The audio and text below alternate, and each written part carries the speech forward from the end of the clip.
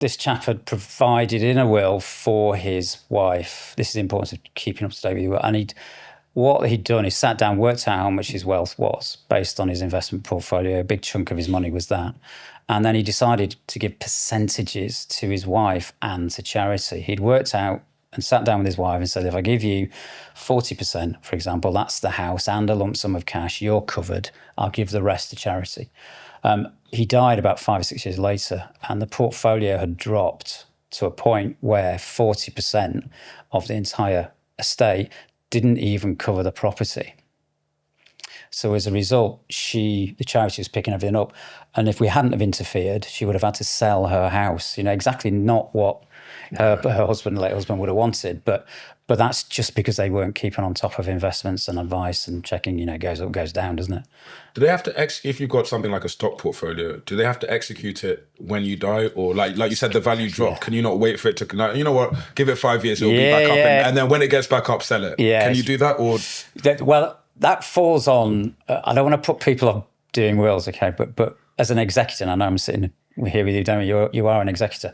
Executors have personal liability for the estate. Jeez.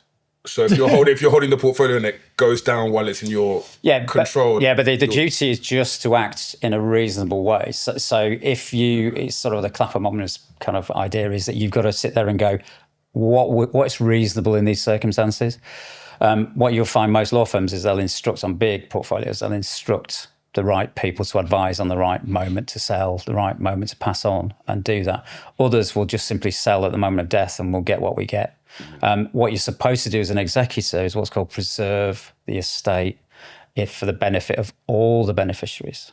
So you need to act fairly sensibly. If that means sitting on it because in 2 years there's no penalties and it's going to be sold, then you can turn around and say, well, that's what I'd like to do. Do you all agree, beneficiaries? At which point you cover yourself off and do it that way.